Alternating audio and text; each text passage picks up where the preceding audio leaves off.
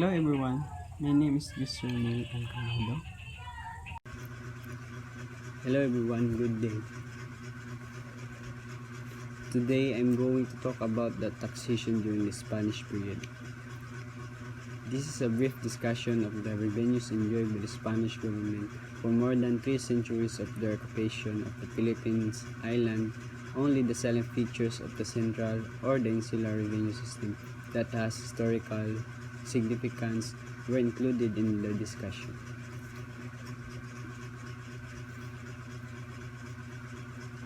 Taxes during the Spanish period was compulsory. All the Spanish colonies in America and the Philippines were required to pay taxes for 2 reasons. First, as a recognition of Spain's sovereignty over the colonies, and second, to defray the expenses of pacification, the act of forcibly suppressing hostility within the colonies and governance.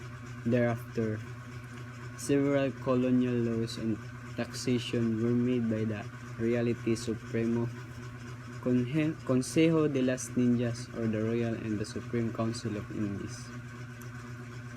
For the Spanish monarch, these laws were embodied in the compilation of the station related to the New World called Recopilación de las Indias. It was a 4-volume collection of laws relating to the Indies which was published in Madrid on 1861.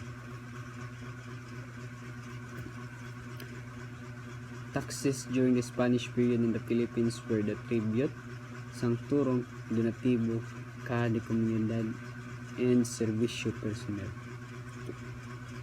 First, let's talk about tributo. So what is a tributo?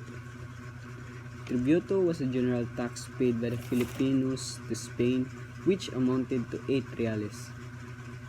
Those who were required to pay the tribute were the first 18 to 50 years old males, second, the carpenters, bricklayers, blacksmiths, tailors, and shoemakers, and third, town workers such as those in road construction and those used in public in nature.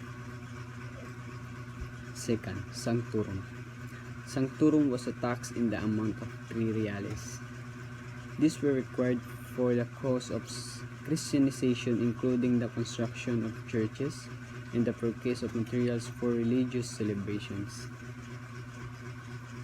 And the third, donativo. Donativo was a tax in the amount of half real for the military campaign of the government against Muslims. In later years, however, the amount collected from donativo was almost exclusively used for the Spanish fort in Zamboanga. Fourth, caja de comunidad. Caja de comunidad was a tax collected in the amount of 1 real for the incurred expenses of the town in the construction of roads, repair of bridges, or the improvement of public buildings.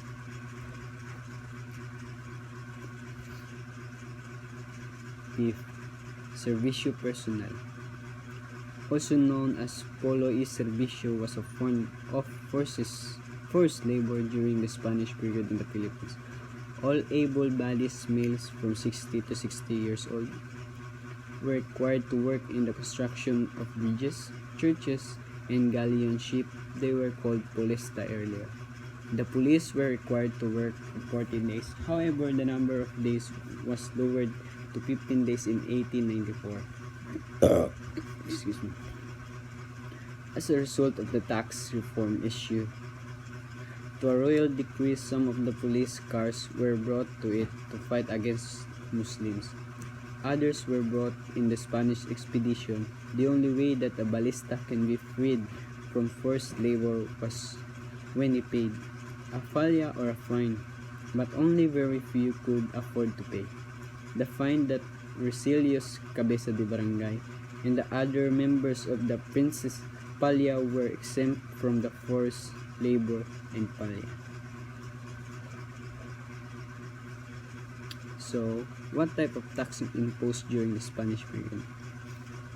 Other forms of taxes from the Spanish era is the tributo, which was originally between 8 to 10 reales.